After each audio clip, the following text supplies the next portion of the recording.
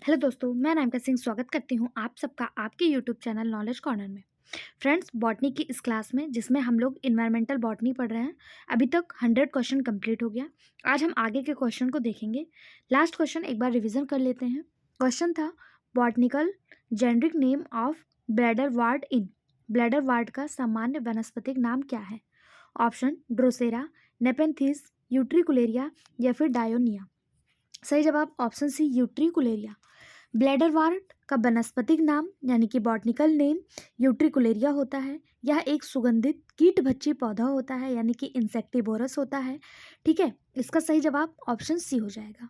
ठीक, आगे देखते हैं। हमारा आज का वीडियो यहाँ से स्टार्ट होता है। अगर आपने इसके पहले के वीडियो देखे हैं तो बहुत अच्छी बात, अगर नहीं देखे हैं तो हमारे इसी चैनल पे आपको बॉटनी की प्लेलिस्ट मिल जाएगी। वहाँ से आप सारे क्वेश्चन को, सारे टॉपिक को कवर कर लीजिएगा। और हमारे इसी चैनल पे जूलॉजी की भी क्लासेस चल रही हैं, साथ ही साथ यूपी लेखपाल की भी तैयारी कराई जा रही है, आप उससे भी जुड़ सकते हैं। अगला क्वेश्चन है, which of the following is the principal cause a acid rain. निम्नलिखित में से कौन अम्लीय वर्षा का मुख्य कारण है? ऑप्शन आपके सामने दिया है ओजोन डिप्लेशन। ओजोन डिप्लेशन यानी ओजोन का अवक्षय यानी कि ओजोन का खत्म होना, ओजोन का क्षरण होना, या फिर इंक्रीज यूवी बी, यूवीवी में वृद्धि, अल्ट्रावायलेट बी में वृद्धि, high SO2 level in atmosphere, वायुमंडल में SO2 यानी सल्फर डाइऑक्साइड का उच्च स्तर, rise in all green house gases, सभी ग्रीन हाउस गैसों में वृद्धि। अम्लीय वर्षा का आपसे पूछा है रीजन, मुख्य कारण क्या है। वैसे तो इसमें से सभी लगभग अम्लीय वर्षा वर्षा के लिए जिम्मेदार हैं, लेकिन पूछा जा रहा है मुख्य कारण क्या है, तो इसका सही जवाब हो जाएगा option C, high SO2 level in atmosphere. वायुमंडल में सल्फर डाइऑक्साइड का उच्च स्तर जो होता है, यह अम्लीय वर्षा के लिए जिम्मेदार होता है। जब हवा में सल्फर डाइऑक्साइड और नाइट्रोजन ऑक्साइड जैसे यौगिक निकलते हैं तो अम्लीय वर्षा होती है। अम्लीय वर्षा एक रासायनिक प्रक्रिया होती है जो इन सब से जो है प्रक्रिया करके अम्लीय वर्षा होती है। ये पदार्थ वातावरण में बहुत उच्च स्तर तक बढ़ सकते हैं। ऑप्शन सी इसका सही जवाब हो जाएगा। अगला क्वेश्चन है, which one of the following terms is use for the meeting place of two adjacent vegetation zone. निम्नलिखित में से कौन सा शब्द दो अगल बगल वाले वानस्पतिक क्षेत्रों के मिलन स्थान के लिए प्रयुक्त किया जाता है? इकोटाइप, इकोफिन, इकैड या फिर इकोटोन। सही जवाब हो जाएगा ऑप्शन डी, इकोटोन। दो अलग अलग वाले वनस्पतिक क्षेत्र के मिलन स्थल को, जो मिलने का स्थान है, उसे इकोटोन कहा जाता है। या दो बायोम के बीच ट्रांजिशन क्षेत्र है, या स्थानीय तथा क्षेत्रीय भी हो सकता है। ऑप्शन डी इसका सही जवाब हो जाएगा। अगला क्वेश्चन है, निम्नलिखित में से किस शब्द का प्रयोग दो समीप के वानस्पतिक क्षेत्रों के मिलने की जगह के लिए प्रयोग किया गया? वही क्वेश्चन आप यहाँ देख सकते हैं, पीजीटी बॉटनी 2003 में पूछा गया। और सेम क्वेश्चन आप इसके पहले देखे थे कि यूपी PCS प्री 2000 में पूछा गया था। ठीक है, पूछने का तरीका थोड़ा सा बदल जाता है, बाकी प्रीवियस ईयर हमेशा अपने आप को रिपीट करता है। इसका सही जवाब ऑप्शन डी, इकोटोन हो जाएगा। दो अगल बगल के क्षेत्रों के वानस्पतिक क्षेत्रों को इकोटोन कहा जाता है। अगला क्वेश्चन, वह क्षेत्र जहाँ दो पारिस्थितिकी तंत्र अति व्यापन करते हैं यानी ओवरलैप करते हैं। The area where two ecosystem overlap each other, क्या कहलाएगा? निशे, इकोटाइप, इकोटोन या फिर एगेड लाइन या कोर लाइन जिसे कहते हैं। सही जवाब हो जाएगा इसका ऑप्शन सी, इकोटोन संक्रामिका। वह क्षेत्र जहाँ दो पारिस्थितिकी तंत्र अति व्यापन करते हैं, इकोटोन क्षेत्र कहलाता है, जैसे घास स्थल। ओके, ऑप्शन सी इसका सही जवाब हो जाएगा। अगला क्वेश्चन, एक संक्रमणकालीन क्षेत्र जहां दो या दो से अधिक विभिन्न समुदाय मिलते हैं और एकीकृत होते हैं, उसे क्या कहा जाता है? तो अभी हम लोगों ने देखा था जहां दो या दो से अधिक क्षेत्र मिलते हैं उसी को इकोटोन कहा जाता है। ऐसे पूछ ले या पूछ ले, वह क्षेत्र जहां दो पारिस्थितिकी तंत्र ओवरलैप करते हैं वो भी इकोटोन ही होगा। या पूछ ले कि दो अगल बगल वाले वानस्पतिक क्षेत्रों के मिलन स्थान को क्या कहेंगे, वो भी इकोटोन ही होगा। इकोटोन है क्या? तो इकोटोन एक संक्रमण क्षेत्र है जिसके बीच दो बायोम होता है, या संक्रमणकालीन क्षेत्र है जहां दो समुदाय मिलते हैं और एकीकृत होते हैं। ठीक, ऑप्शन ए इसका भी सही जवाब हो जाएगा। सेम क्वेश्चन कितने एग्जाम में दे पूछा गया आप खुद देख सकते हैं। इस हिसाब से पता चलता है कि इस क्वेश्चन का जो है वेटेज बहुत ज़्यादा है। UP PCS, Rajasthan PGT, UP PGT और यूपी पीसीएस 2008, 2009, 2000 कई बार पूछा जा चुका है। ठीक है, अगला क्वेश्चन, दो भिन्न समुदायों के बीच संक्रमित क्षेत्र क्या कहलाता है? सेम वही क्वेश्चन, सही जवाब ऑप्शन बी इकोटोन कहलाता है। ये भी देखिए 2001 में भी पूछा गया। ठीक, अगला क्वेश्चन, फोटोन है, फोटोन एक है, फोटोन इज अ मतलब फोटोन क्या है? एक जंगल का मुख्य क्षेत्र, घास के मैदान का प्रकार, एक झील का खुला क्षेत्र, या फिर सॉरी यहाँ फोटोन नहीं, यहाँ इकोटोन लिखा है। ठीक है, स्पेलिंग मिट गई है, यहाँ ई है। इकोटोन क्या है? इकोटोन क्या है? तो इकोटोन हम लोग को पता है, दो अलग अलग पौधे तथा समुदाय के बीच संक्रमण क्षेत्र इकोटोन कहलाता है। देखिए यहाँ पूछने का मेथड थोड़ा सा बदल दिया था। ठीक, सही जवाब ऑप्शन डी। अगला क्वेश्चन, सूची एक को सूची दो से मिलाना है। पहला है हाइड्रोफिटिक। हाइड्रोफिटिक इसमें से कौन सा पौधा है जो हाइड्रोफिटिक है? तो यहाँ पे उपस्थित जो ट्रेपा है ये हाइड्रोफिटिक है। कैसा है? जल में रहता है। फिर है जीरोफिटिक, यानी जो मरुस्थल में उगता हो। जीरोफिटिक कौन सा है? तो जीरोफिटिक आपको ओपेंसिया दिख रहा होगा। ओपेंसिया ये मरुस्थलीय पौधा है। फिर है जियोफाइट्स, यानी भूगर्भविद। भूगर्भविद यहाँ पे कौन है? तो एलियम है, एलियम। उसके अलावा है हेलोफिटिक, यानी लवणोद्भिद। तो इसका सही जवाब हो जाएगा राइजोफोरा। एक का 3, 2 का 4, एक का 3, 2 का 4 किस ऑप्शन में दिया हुआ है? इसका सही जवाब ऑप्शन बी हो जाएगा। ठीक, 3, 4, 1, 2। ठीक है, ऑप्शन बी इसका सही जवाब हो जाएगा। अगला क्वेश्चन, निम्नलिखित में से किसका पुष्प सबसे बड़ा होता है? बहुत ज़्यादा फेमस क्वेश्चन है, इसको स्टार मार्क करिएगा। पूछा जा रहा है सबसे बड़ा पुष्प किसका होता है? ऑप्शन निम्फिया, हेलियंथस, रोजा, या फिर रेफ्लेसिया। सही जवाब ऑप्शन डी रेफ्लेसिया। रेफ्लेसिया है क्या? तो ये एक परजीवी पौधा होता है। इसमें लगभग 28 प्रजातियां उपस्थित होती हैं। ये दक्षिण पूर्व एशिया और मुख्य रूप से इंडोनेशिया में पाया जाता है। और सबसे बड़ा पुष्प जो होता है रेफ्लेसिया का होता है। ऑप्शन डी इसका सही जवाब हो जाएगा। अगला question, a biodegradable pollutant is, एक जैव निम्नीकृत प्रदूषक है। इनमें से कौन सा एक बायोडिग्रेडेबल प्रदूषक है?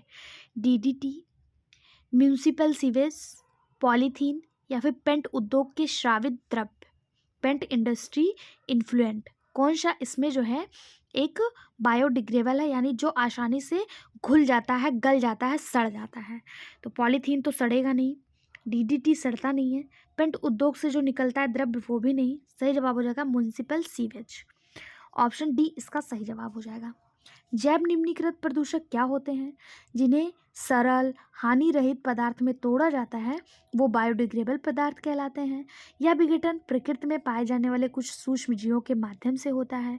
जो नर निगम सीवेज होता है इसमें सॉलिड वेस्ट में जैव निम्नीकरण अपशिष्ट प्रदूषक पाए जाते हैं। सही जवाब ऑप्शन बी हो जाएगा। बात करें डीडीटी की, पॉलीथीन की, बीएचसी, ये सब जो होते हैं ये अजैव निम्नीकरण प्रदूषक होते हैं। ठीक है, कैसे होते हैं? अजैव होते हैं और ये पर्यावरण के लिए जहरीले होते हैं और ये लंबे समय तक बने रहते हैं बिना सड़े बिना गले। ठीक, इसका यहाँ पे सही जवाब म्युनिसिपल सीवेज हो जाएगा। अगला क्वेश्चन, न्यूमेटोफोर्स समानता पाए जाते हैं। Pneumatophores are commonly found in Tinospora, cordifolia, Vanda roxburghii में, आइपोमिया वेटेटस में, राइजोफोरा मिक्रोनेटा में। न्यूमेटोफोर्स मुख्यतः किस में पाए जाते हैं? न्यूमेटोफोर्स होती क्या है? तो कुछ हेलोफाइट्स होते हैं, हेलोफाइट्स पौधे होते हैं, उनकी जड़ें जो होती हैं, जैसे ये पौधा हो गया तो इनकी जड़ें ऐसे पृथ्वी पर ऐसे निकली होती हैं। ठीक है, इसके माध्यम से ये श्वसन करते हैं, इन्हें ब्रीदिंग रूट कहा जाता है। और ये क्या श्वसन जड़ें होती हैं। ठीक है, क्यों? क्योंकि इनमें उपस्थित कई लैंटिक कोशिकाओं के द्वारा ही गैसों का आदान प्रदान हो पाता है। ठीक है, ये फल अपने से अलग बिना अंकुरित हुए कर देते हैं। ये बीबी पैरस होते हैं। बीबी पैरस मतलब अपने जो इनके फल हैं, फल अपने से अलग हुए बिना अंकुरित हो जाते हैं। ठीक है, इसका सही जवाब हो जाएगा ऑप्शन डी राइजोफोरा मिक्रोनेटा। राइजोफोरा मिक्रोनेटा जो है इसमें न्यूमेटोपोर्स पाए जाते हैं। सही जवाब ऑप्शन डी हो जाएगा। अगला question, the unit area basis the total productivity sees as compared to land is, इकाई क्षेत्र के अनुसार भू क्षेत्रों की तुलना में समुद्र क्षेत्रों में कुल उत्पादकता होती है हाफ, डबल, 1/10 या फिर सिमिलर। सही जवाब हो जाएगा ऑप्शन बी डबल। इकाई क्षेत्र के आधार पर भूमि की तुलना में समुद्र में कुल उत्पादकता जो है वो दुगनी है, क्योंकि पानी जो है वो बड़ी मात्रा में पृथ्वी की सतह पर उपस्थित होते हैं, इसलिए समुद्र का पानी सतह की तुलना में लगभग कितना होता है, दोगुना होता है। ऑप्शन बी इसका सही जवाब हो जाएगा। नेक्स्ट क्वेश्चन है, ट्रेशर एलिमेंट आर, ट्रेशर तत्व होते हैं, ट्रेशर तत्व कैसे होते हैं, micronutrients element, radio isotopes element, macronutrients element या फिर विटामिन्स। ट्रेशर क्या होते हैं? सही जवाब हो जाएगा ऑप्शन बी रेडियो आइसोटोप तत्व। कोई भी रेडियो सक्रिय आइसोटोप को शरीर में H2 और PCS की रेडियो आइसोटोप के चयापचय क्रियाओं का अध्ययन करने के लिए प्रवेश कराया जाता है। इसका प्रयोग जैव रासायनिक प्रक्रिया के मार्ग का पता लगाने के लिए बड़े पैमाने पर किया गया। रेडियो आइसोटोप अभिकारक के उत्पादक अनुवर्तित होते हैं। रेडियो लेवलिंग इस प्रकार समस्थानिक लेवलिंग का रेडियोधर्मी रूप होता है। इसका सही जवाब हो जाएगा, जो ट्रेशर होते हैं वो रेडियो आइसोटोप होते हैं। ऑप्शन बी इसका सही जवाब हो जाएगा। नेक्स्ट क्वेश्चन है, मूल ग्रंथियों में नत्रजन के स्थितीकरण के लिए एटीपी का स्रोत क्या है?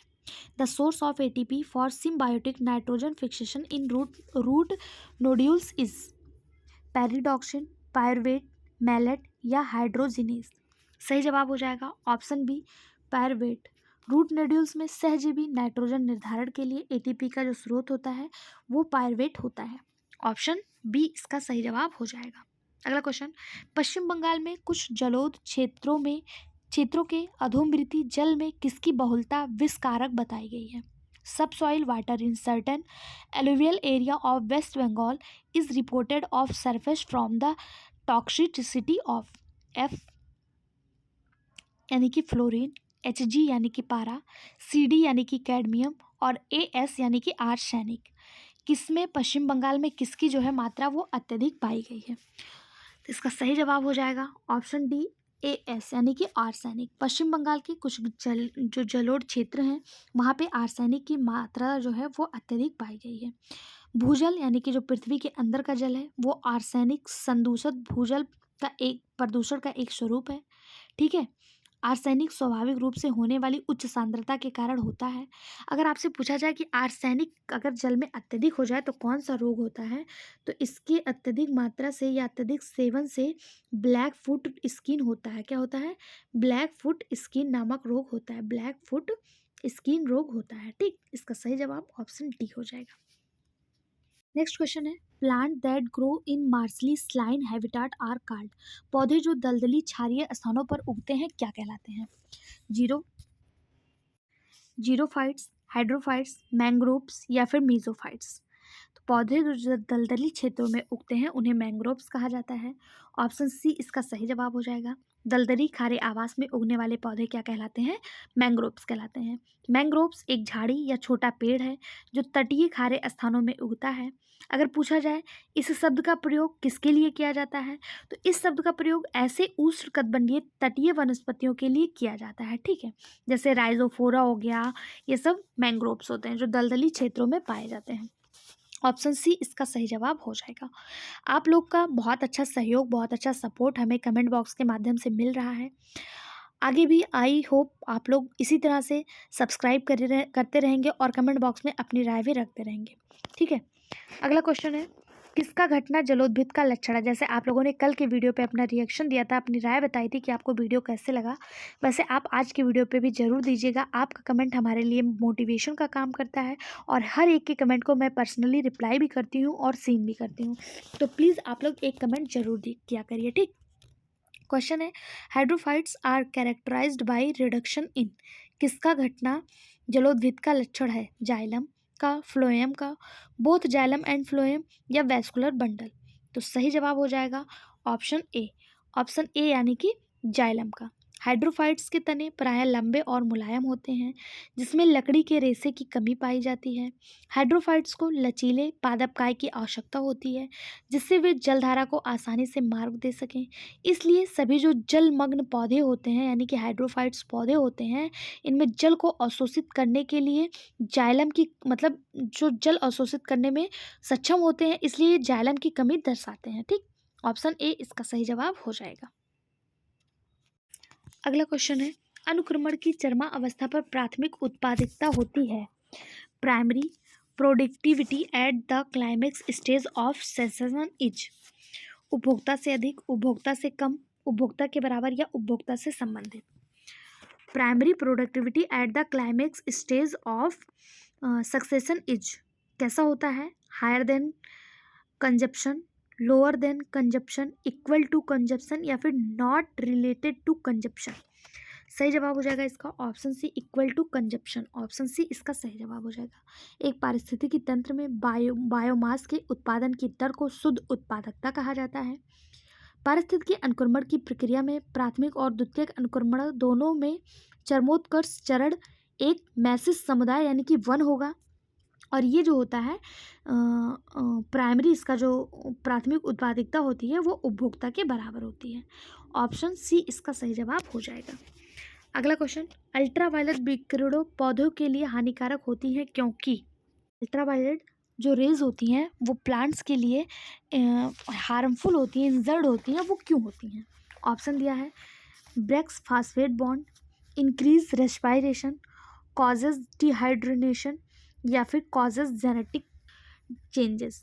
तो इसका सही जवाब हो जाएगा अल्ट्रावायलेट रेज जो होती हैं ये पौधों में जेनेटिक बदलाव कर देती हैं। ऑप्शन डी इसका सही जवाब हो जाएगा। अल्ट्रावायलेट रेड होती क्या है? तो जिनका जो तरंग दैर्ध्य होता है वो 10 नैनोमीटर से लेकर 400 नैनोमीटर तक होता है वो अल्ट्रावायलेट रेड कहलाती हैं। प्रकाश से कम लेकिन एक्सरे से अधिक लंबी तरंग दैर्ध्य होती है, मतलब दृश्य प्रकाश से कम लेकिन एक्सरे से अधिक होती है। ऑप्शन डी इसका सही जवाब हो जाएगा। ठीक है, अल्ट्रावायलेट रेज अगर मानव में हो जाए तो त्वचा कैंसर जैसे बीमारियां उत्पन्न कर सकता है, और मानव में भी यह आनुवांशिक परिवर्तन के लिए जिम्मेदार होता है। अगला क्वेश्चन है, परावैंगनी विकिरण पौधों के लिए हानिकारक है क्योंकि या क्या करती हैं? तो अभी हम लोगों ने देखा था ये क्या करती हैं, जीन म्यूटेशन करती हैं, जीन उत्परिवर्तन का कारण बनता है। ठीक है, ऑप्शन डी इसका सही जवाब हो जाएगा। अगला क्वेश्चन, सबसे अस्थायी प्राकृतिक इकोसिस्टम हो सकता है, सबसे अस्थायी प्राकृतिक इकोसिस्टम कौन सा हो सकता है? फॉरेस्ट, डेजर्ट, ओशियन या फिर पॉन्ड। सही जवाब हो जाएगा ऑप्शन सी, ओशियन यानी कि समुद्र। जो इकोसिस्टम होता है उसमें सबसे अस्थायी यानी कि सबसे स्टेबल जो है वो कौन सा होगा? पॉन्ड होगा। ठीक है, समुद्र होगा, सॉरी पॉन्ड नहीं होगा, ओशियन होगा, समुद्र होगा। ठीक है, जलीय पारिस्थितिकी तंत्र के बीच महासागर का पारिस्थितिकी तंत्र अद्वितीय होता है। ठीक है, ये जो होता है सबसे स्थिर होता है। ऑप्शन सी इसका सही जवाब हो जाएगा। अगला क्वेश्चन, आर्किटिक पौधे जो दूसरे वृक्षों पर उगते हैं होते हैं। आर्किटिक पौधे, आर्किड पौधे, सॉरी आर्किड पौधा होता है, एक प्लांट का नाम है आर्किड। पूछा जा रहा है ये दूसरे पौधे पे उगता है, ये कैसा होता है? ये सेप्रोफिटिक होता है, एपीफिटिक होता है, पैराफिटिक होता है या सिम्बायोटिक होता है? तो देखिए, जो सेप्रोफिटिक होते हैं, मृतोपजीवी होते हैं, इसमें कवक होता है। जैसे ये किसी पे जाके पूर्ण रूप से रहने लगे, उसी से भोजन ले ले, उसी पे रहने भी लगे, तो वो सेप्रोफिटिक कहलाते हैं। एपीफिटिक क्या कहलाते हैं? तो एपीफिटिक एक ग्रीक शब्द था, एपी यहाँ से लिया गया था। एपी का मतलब होता है पर, और फिटिक का मतलब होता है फाइटन, अर्थात पौधा। ठीक है, गैर परजीवी और अपना जल आवश्यक पोषक तत्वों का अवशोषण बारिश, वायु और अवशोषों से प्राप्त करें, वो क्या कहलाते हैं? एपीफिटिक कहलाते हैं। परजीवी क्या होते हैं? परजीवी पैरासाइट यानी जो दूसरे पे जाके रहने लगे। जैसे आप लोगों ने अमरबेल का पौधा देखा होगा, अमरबेल का पौधा वो हमेशा दूसरे पौधों पे जाके रहने लगता है। सिम्बायोटिक यानी जो जिससे दोनों को लाभ हो, जैसे आप लोगों ने लाइकेन का नाम सुना होगा, एल्गी और क्या बोलते हैं, कवक और एल्गी मिलकर लाइकेन बनाते हैं, और ये दोनों जो है एक दूसरे को लाभ पहुंचाते हैं, सिम्बायोटिक रिलेशन पर करते हैं। यहाँ पे पूछा आर्किड का पौधा क्या है, तो ये एपीफिटिक है। ठीक है, कैसा है? एपीफाइट्स है। ऑप्शन डी इसका सही, ऑप्शन बी इसका सही जवाब हो जाएगा। कैसा है? एपीफाइट है। अगला question, air pollutant gas cause acid rain are वायु प्रदूषक गैसें जिसमें अम्लीय वर्षा होती है। अम्लीय वर्षा किसके कारण होती है? कार्बन डाइऑक्साइड और क्लोरीन, कार्बन डाइऑक्साइड और oxygen, sulphur dioxide, nitrogen oxide, sulphur dioxide और नाइट्रोजन ऑक्साइड, या फिर सीएफसी यानी क्लोरोफ्लोरोकार्बन और कार्बन डाइऑक्साइड। ये क्वेश्चन कितनी बार पूछा गया आप खुद देख लीजिए। यूपीपीसीएस 1998, 2001, 2004, उसके बाद PGT biology 2004, 2010। Air pollutant gases जो एसिड रेन कॉज करती हैं कौन सी हैं? इसका सही जवाब हो जाएगा option C, sulphur dioxide and nitrous oxide या नाइट्रोजन ऑक्साइड। ये जो है अम्लीय वर्षा के लिए जिम्मेदार होती हैं। अम्लीय वर्षा सल्फर डाइऑक्साइड और नाइट्रोजन ऑक्साइड के उत्सर्जन के कारण होता है, जो अम्ल वर्षा उत्पन्न करने के लिए वातावरण में जल वाष्प के साथ प्रक्रिया करती हैं। ठीक, अम्लीय वर्षा ये पौधे, जानवरों सब पे जो है हानिकारक प्रभाव डालता है। इसी एसिड रेन की वजह से आप लोगों ने देखा होगा कि जो हमारा ताजमहल है उसका रंग पीला पड़ रहा है। क्यों पड़ रहा है? इसी एसिड रेन की वजह से। ठीक है, और जब वातावरण में सल्फर डाइऑक्साइड और नाइट्रोजन ऑक्साइड की मात्रा अधिक होती है तब अम्लीय वर्षा होती है। अगला क्वेश्चन है, द इंसेक्टिवोरस प्लांट इज, कीटहारी पौधा है, मोनोट्रोपा, लैरेंथस, नेपेंथ्रीज या फिर बेलेनोफोरा। तो आप लोगों ने घटपर्डी या पिक्चर प्लांट का नाम सुना होगा। इसी को नेपेंथीज के नाम से जाना जाता है और यही पौधा जो है ये इंसेक्टिवोरस होता है, कीटभक्षी होता है। ठीक है, ये पौधे अपना भोजन स्वयं बनाते हैं, लेकिन इनमें नाइट्रोजन की कमी होती है जिसकी पूर्ति के लिए ये लोग कीटों को खाते हैं, इसलिए ये कीटभक्षी कहलाते हैं। ठीक है, नेपेंथीज जो है ये उष्णकटिबंधीय घटपर्डी पौधे के रूप में जाना जाता है। इंग्लिश में इसे पिक्चर प्लांट भी कहा जाता है। ऑप्शन सी इसका सही जवाब हो जाएगा। अगला question, total root parasite is, इनमें से वो कौन है जो पूरी तरह से रूट पे पैरासाइट है? सेंटेलम, एक मिनट छोटा कर लेते हैं थोड़ा फॉन्ट, ओरोबंकी, कस्कुटा या फिर लोरेंथस। कौन सा रूट पैरासाइट है? अगर बात करें कस्कुटा, इसे अमरवेल कहा जाता है। ये पूरी तरह से तना पे यानी स्टेम पैरासाइट होता है। लोरेंथस जो है ये आंशिक तना परजीवी यानी थोड़े मात्रा में तना पे परजीवी, स्टेम पे परजीवी होता है। और सेंटेलम जो है इसे चंदन कहा जाता है, ये आंशिक जड़ परजीवी होता है। अगर बात करें ओरोबैंकी की तो ये जड़ परजीवी है, टोटल रूट पैरासाइट है। ऑप्शन बी इसका सही जवाब हो जाएगा। अगर आपसे पूछा जाए सेंटेलम क्या है तो ये चंदन है। कस्कुटा को अमरवेल कहा जाता है। और बात करें ओरोवैंकी की तो ये कैसा है? पूरी तरह से जड़ पे डिपेंड है, क्योंकि यह अपने अस्तित्व के लिए शर्करा खनिज और पोषित पौधे जैसे गोभी आदि की जड़ों से जल चूसता है, बदले में पोषता को नुकसान भी पहुंचाता है। ठीक है, ऑप्शन डी इसका सही जवाब हो जाएगा। अगला क्वेश्चन, ऑर्निथोफिली परागण संपन्न किया जाता है। Ornithophily is the pollution brought about by, किसके द्वारा? ऑर्निथोफिली परागण जो है वो किसके द्वारा संपन्न किया जाता है? चमगादड़, बर्ड्स यानी बैट्स यानी चमगादड़, बर्ड्स यानी चिड़िया, एलिफेंट यानी हाथी, इंसेक्ट यानी कीट। ऑर्निथोफिली परागण जो है ये किसके द्वारा संपन्न किया जाता है? तो इसका सही जवाब हो जाएगा ऑप्शन बी, बर्ड्स यानी चिड़िया के द्वारा। ऑर्निथोफिली परागण पक्षियों द्वारा होता है। इसे पक्षी परागण के रूप में यानी बर्ड पॉलिनेशन के रूप में भी जाना जाता है। यह परागण पक्षियों द्वारा फूलों के पौधे का परागण है, या कभी कभी सहकारी संघ कीट परागण से उत्पन्न होता है, यानी एंटमोफिली से भी उत्पन्न होता है कभी कभी, हमेशा नहीं। ठीक है, ऑप्शन बी इसका सही जवाब हो जाएगा। ये किससे होता है? बर्ड से होता है, ऑर्निथोफिली। आपके लिए जो होमवर्क क्वेश्चन है आप आज कमेंट बॉक्स में जवाब दीजिएगा। ऑर्निथोलॉजी के अंतर्गत किसका अध्ययन किया जाता है? Study of ornithology is called. ये आपके लिए होमवर्क क्वेश्चन है। आई होप आप सब लोग इसका जवाब जरूर देंगे। अगला क्वेश्चन है, nitrogenous food reserve are found in the cell of. Nitrogen युक्त खाद्य संग्रह पाए जाते हैं blue green algae, green algae, brown algae या फिर रेड एल्गी। नाइट्रोजन युक्त खाद्य संग्रह किसमें पाए जाते हैं? सही जवाब हो जाएगा साइनोबैक्टीरिया। साइनोबैक्टीरिया किसे कहते हैं? ब्लू ग्रीन एल्गी, इसी को BGA यानी ब्लू ग्रीन एल्गी या फिर साइनोबैक्टीरिया के रूप में जाना जाता है। ये सूक्ष्म जीव हैं और जगत मोनेरा के सदस्य हैं। एकमात्र सदस्य मोनेरा में जो पाया जाता है वो यही है, ब्लू ग्रीन एल्गी। ये एक कोशिकीय प्रोकैरियोटिक्स हैं।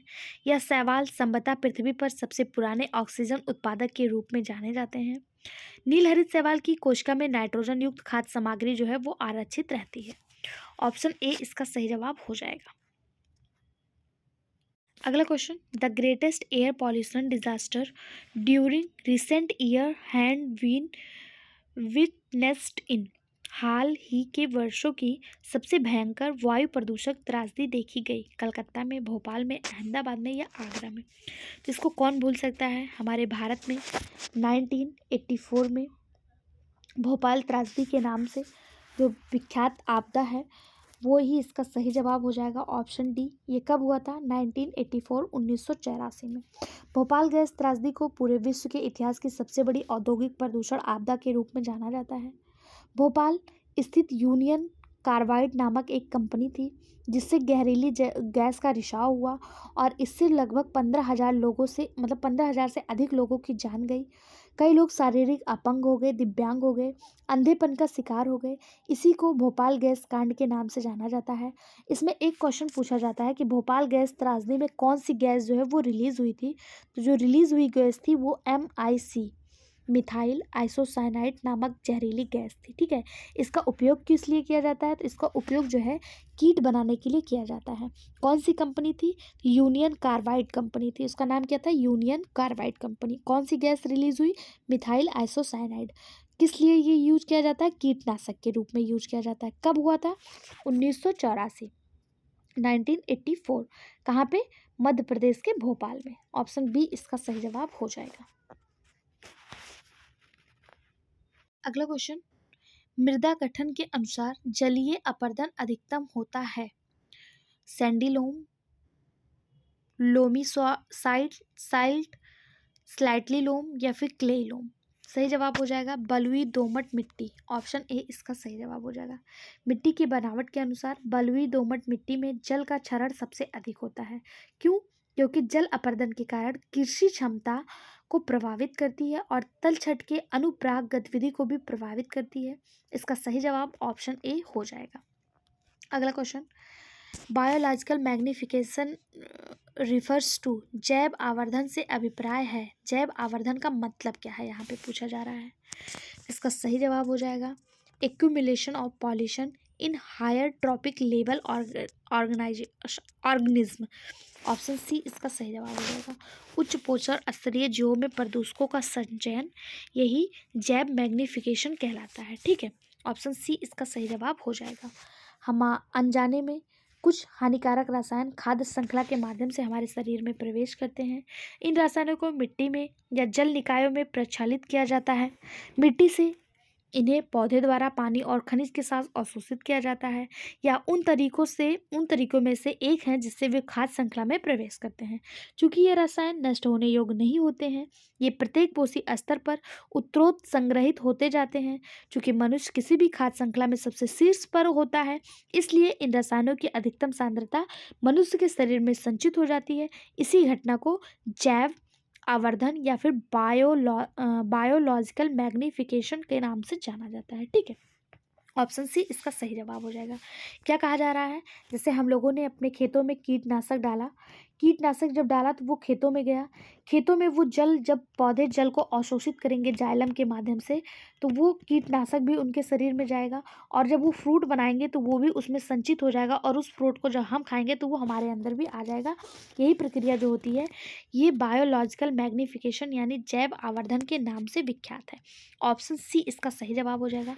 ये क्वेश्चन देख लीजिए आप खुद अपने आप से, UPPCS प्री 1999, 2001 और उसके अलावा PGT बॉटनी 2003 में पूछा गया है। इस क्वेश्चन को स्टार मार्क करिएगा। इस टाइप के क्वेश्चन हमें एग्जाम में देखने को मिलते हैं। आज की वीडियो में बस इतना ही। वीडियो आपको कैसा लगा कमेंट बॉक्स में ज़रूर बताएं। चैनल पर नए हैं तो प्लीज़ चैनल को सब्सक्राइब कर लीजिए। आपका कोई भी सब्सक्राइब करने में चार्ज नहीं लगेगा, बस 0.08 सेकंड का टाइम निकाल कर चैनल को सब्सक्राइब, वीडियो को लाइक और अपना थोड़ा सा कीमती समय निकाल कर एक कमेंट जरूर किया करिए। हम आपके कमेंट का वेट करते हैं। वीडियो में बने रहने के लिए धन्यवाद। नेक्स्ट वीडियो पाने के लिए बेल आइकन पर क्लिक जरूर करें। Thank you.